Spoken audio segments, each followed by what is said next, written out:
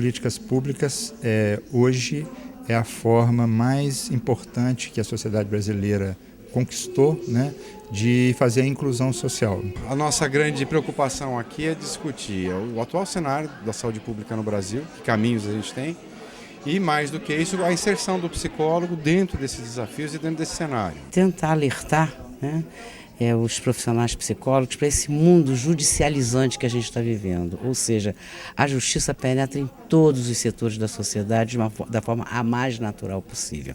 Refletir sobre como nós nos inserimos num mundo em mudança, um mundo em transformação, que agora vai precisar lidar com as mudanças climáticas e com as consequências subjetivas que isso traz. Aonde existe uma pessoa se comportando, pensando e sentindo, existe trabalho para o psicólogo. A psicologia é uma profissão que precisa de conhecimentos rigorosos, sistemáticos, que vão se acumulando, porque a ciência é uma construção coletiva. O que nós estamos fazendo é buscar, neste momento, ter algumas sínteses de como que esse conhecimento, tanto teórico quanto prático, ele tem sido produzido, qual é o estado da arte deste conhecimento. Então essa síntese nos orienta a poder até mesmo fazer novas perguntas. Para onde nós vamos agora? Não é? Quais são as dificuldades? Que tipo de psicologia nós temos que construir para ir dar frente, para lidar com essas demandas novas? Conhecimento e experiências partilhadas por mais de 500 congressistas que se reuniram em Goiânia durante 3 dias para debater o tema Psicologia e Campos Emergentes, Diversidade e Sustentabilidade para um Mundo Melhor. A cerimônia de abertura contou com a participação de psicólogos de todo o Brasil, representantes de instituições de ensino, do governo, políticos, estudantes, a comunidade e profissionais de várias categorias. Desafia o nosso peito à própria morte, ó pátria amada, idolatrada, salve, salve. Depois da apresentação do hino nacional, o público assistiu um vídeo em comemoração aos 18 anos do CRP-09, uma história construída de forma coletiva. O 6º plenário reconhece a importância da contribuição de cada plenário anterior, como condição indispensável para o avanço atual da psicologia enquanto ciência e profissão nos 2 estados. Aos 18 anos, atingindo a maturidade, temos muito a comemorar, agradecer a participação de cada um nessa construção coletiva. É tempo de comemorar também o Dia do Psicólogo, dia 27, agora é nosso dia. E como parte dessas comemorações, está a nossa 3ª edição do Congresso de Psicologia Goiás e Tocantins, que se consolida e se torna um referencial a nível regional e nacional, com discussões de temas que influenciam no fortalecimento e na valorização da prática e do conhecimento da psicologia sobre as questões sociais contemporâneas. Eu creio que é uma oportunidade ímpar receber tantas pessoas, como todos vocês que estão aqui presentes, e ouvi-los e a partir daí meditar e poder sugerir com os conselheiros, com os funcionários e colaboradores para onde nós devemos seguir. Eu queria agradecer muitíssimo a, certamente, mais de 40 pessoas que estão trabalhando há muito tempo para a realização deste evento. Muito obrigado a todos. Então, eu considero aberto este 3º Congresso de Psicologia Goiás e Tocantins. Na conferência de abertura, o doutor Humberto Verona, do Conselho Federal de Psicologia, fez uma importante análise sobre o tema do Congresso. É um tema bastante desafiador, porque ele traz vários conceitos, né? A psicologia, campos emergentes, diversidade, sustentabilidade, são conceitos modernos, né, contemporâneos. O psicólogo ele tem aprendido muito nesse contato, né, com a realidade brasileira, e esses campos emergentes têm sido campos importantes que estão nos possibilitando fazer uma revolução na profissão. Todo o conteúdo do Congresso foi elaborado a partir de 6 eixos: aspectos epistemológicos, a formação em psicologia, condições de trabalho do psicólogo, ecopsicologia e qualidade de vida, direitos sociais e justiça e um seminário de políticas públicas. Foi um combinado a nível do Conselho Federal de Psicologia, de todo o sistema, conselhos de psicologia, está esse ano realizando um seminário de políticas públicas. Foi, é hora da gente fazer junto, que aí a gente partiu discutindo o primeiro eixo, que é políticas públicas. Políticas públicas, num ponto de vista de discutir o projeto ético-político da psicologia do compromisso social. Eu estou gostando muito do evento porque aqui eu estou tendo possibilidade de saber mais na área de políticas públicas, né? Que é uma área que está emergindo dentro da psicologia, que até então não tinha um trabalho tamanho nessa área, que é a preocupação mesmo com as redes de atendimento público, né, de saúde pública. Cada vez que a gente tiver uma adolescência e uma infância saudável, a gente com certeza vai ter também um envelhecimento saudável no sentido da gente respeitar o ciclo vital do ser humano, né? E com isso garantir toda a política pública e cobertura para que as pessoas tenham os seus direitos, tanto de ser criança, de ser adolescente, como de ser velho, com dignidade. O Brasil é um país envelhecido, né, para a Organização Mundial de Saúde, a partir de 7%. Um país, uma cidade, um estado é envelhecido, então o Brasil é um país envelhecido, Goiânia é uma cidade envelhecida. Então, nesse sentido, é impossível se pensar em uma qualidade de vida, numa circulação da pessoa idosa pela cidade, direitos, né, a ser garantidos, sem que efetivamente se olhe para a pessoa idosa hoje e que haja políticas que contribuem e facilite a vida desse idoso. Hoje nós vivemos 3 grandes transições que são os nossos marcos desencadeantes de problemas. A primeira transição é a transição do paradigma de saúde, né? Onde a gente está migrando de um paradigma defendido pelo modelo biomédico para o paradigma biopsicossocial. A transição epidemiológica, né? Com a manutenção das infectocontagiosas e um aumento das crônico-degenerativas. E o terceiro, a transição demográfica, com o perfil da nossa população mudando muito rapidamente. Tá? Isso tudo vai criar um cenário, né, sócio, político, sanitário, absolutamente diferente, que precisa ser, 1, compreendido, 2, diagnosticado, onde estão os problemas, onde estão as demandas, e 3, né, se criar rapidamente propostas de políticas públicas de saúde para atenção a isso. Né?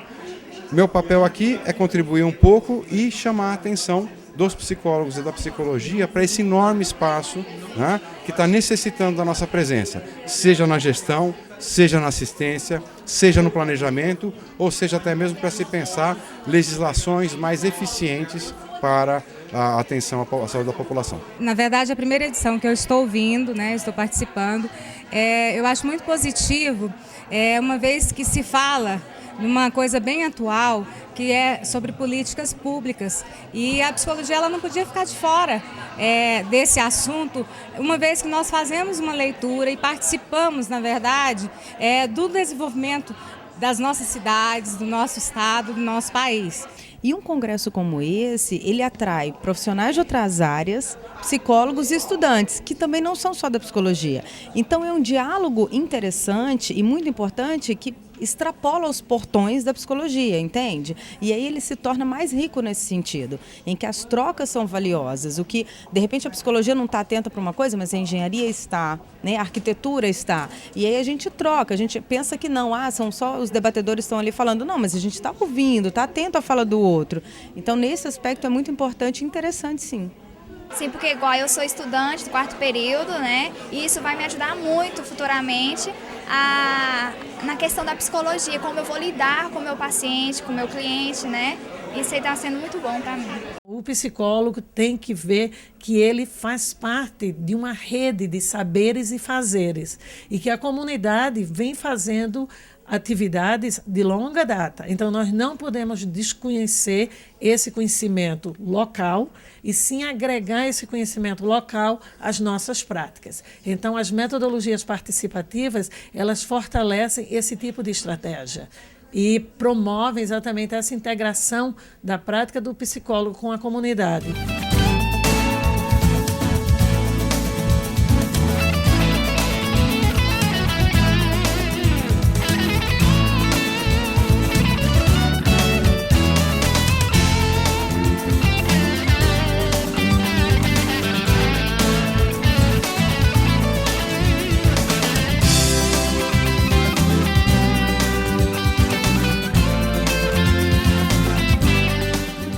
formação foi muito interessante, que temos uma compreensão de não fazer sozinhos, né? Todo esse trabalho a gente foi buscando parcerias.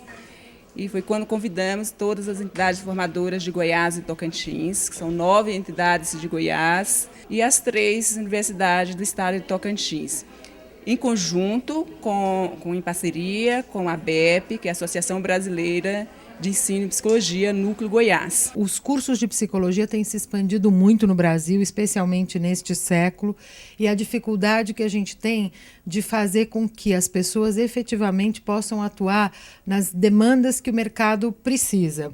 Não só atendendo a elas, mas efetivamente incidindo na qualidade de vida das pessoas, que é fundamentalmente com o que o psicólogo poderia trabalhar. Todas as nossas ações deveriam ser sempre muito comprometidas com essa sociedade. Mesmo que eu faça clínica, que é a coisa que a psicologia mais tem feito historicamente, que a nossa profissão é historicamente construída como qualquer outra, a gente tem que ter a perspectiva de que existem outras possibilidades, outras modalidades que podem incluir a maioria da população. E é isso que a gente veio discutir um pouco. Hoje, a saúde do trabalhador, a economia solidária, a questão do atendimento aos desempregados na política pública de empregos e a questão da economia informal estão a exigir da psicologia que ela possa investigar esses outros aspectos que até então não mereceram o seu cuidado. Nós estamos falando aí de algo de 45 milhões de pessoas que a psicologia ainda não parou para escutar, para investigar, para conhecer as dinâmicas da categoria trabalho, dos processos de trabalho nessas modalidades, digamos assim, que até hoje foram colocadas como secundárias. A psicologia do esporte em Goiás é uma área que precisa muito ser construída, ser trabalhada da forma que ela precisa ser conhecida. E essa psicologia atende várias áreas, a área de alto rendimento, a área de recuperação de lesionados, a área de projetos sociais, a área de iniciação esportiva. Então, cada uma dessas áreas tem uma atuação muito específica, um programa de trabalho que o psicólogo atua que não é o mesmo do psicólogo clínico. E por este motivo, por achar que é parecido ou que é a mesma coisa, muitas vezes as pessoas se afastam do psicólogo neste contexto do esporte, porque está ligado só à resolução de problemas do mito daquele que precisa da clínica. É o futuro da psicologia, as suas diversas áreas e essa interdisciplinaridade. Para mim está sendo um aprendizado muito bom, né? Eu estou no 7º período de psicologia lá em Palmas e para mim está abrindo vários horizontes de algumas áreas que eu não pensava em atuar, né? E que aqui, para mim, está sendo muito válido. Nós temos que reconhecer o Conselho Regional de Psicologia, daqui de Goiás e Tocantins. Eu que acompanho esses 18 anos, que uma categoria estratégica, ela é fundamental no processo, nos diversos campos de conhecimento da sociedade, tem uma visão que a sua participação profissional, né, enquanto um agente, ela tem uma importância particularizada e por isso há um desenvolvimento científico e mais integrada a uma lógica de sociedade, que é esta que garante a diversidade, que tem como pressuposto a sustentabilidade, né? E, sobretudo, ela é calcada nos direitos humanos. Esse tema diversidade, eu acho que ele é extremamente atual, não dá mais para monopolizar conceitos e epistemologias, não dá mais. A diversidade é uma exigência do mundo moderno, é uma exigência do desenvolvimento do pensamento humano.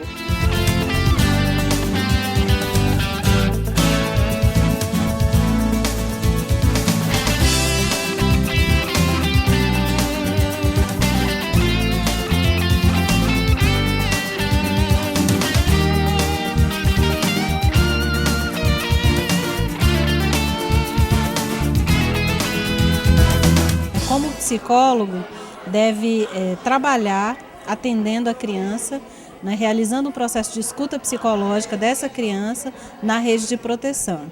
Nós discutimos sobre uma recente resolução aprovada pelo Conselho Federal de Psicologia que regulamenta esse processo, né, problematizando todas as questões que devem ser percebidas pelo profissional, cuidadas para que ele possa realizar um trabalho ético, tecnicamente qualificado. E a gente percebe como essa judicialização da vida e do cotidiano, ela vai penetrando em cada um de nós, nas nossas vidas, e a gente acaba aceitando isso e pedindo, né, mais lei, mais ordem, mais leis duras e severas. A gente, inclusive, estava colocando, né, que produzir subjetividades hoje, produzir modos de existir e de viver, é a melhor forma de dominação. Hoje os meios de comunicação fazem isso muito bem, né, de modo geral, né, e outros dispositivos sociais. E o psicólogo, ele não está isento disso, ele não está fora disso. Nenhum de nós. Essas forças que são forças hoje conservadoras, eles estão presentes no mundo e estão presentes em nós, em cada um de nós. Então é importante que a gente possa avaliar o que a gente está fazendo, colocar em análise. Quer dizer, será que eu consigo uma avaliação neutra? Será que eu sou o profissional que vou dizer quem este sujeito é e como ele deverá ser? Né? Eu acho que é duvidar, né, daquilo que dizem que a gente deve fazer. Obviamente, a gente precisa trabalhar, obviamente, a gente precisa estar num determinado estabelecimento. Agora, como estar nesse estabelecimento de uma forma mais crítica, mais questionadora, sem simplesmente ser subserviente às ordens que nos são dadas? O que a gente tem observado ultimamente no âmbito da psicologia, não é uma volta às explicações organicistas, principalmente na área da educação, para justificar um contingente de crianças que não lê e não escreve hoje no Brasil. E o que nós estamos considerando hoje, a nossa defesa hoje, né, no campo da psicologia, é que nós precisamos entender que o não ler e não aprender, ele é produto de um processo de escolarização. Que nós temos que entender o que está se passando nesse processo, quais são as dificuldades que estão acontecendo no campo da escolarização, para que essas crianças realmente estejam com dificuldades de ler ou que não consigam se adaptar de alguma forma, não é, à escola, quer dizer, que escola que está sendo oferecida para essa criança, é uma escola adequada a ela, é uma escola que realmente responde às suas necessidades. Então, essas questões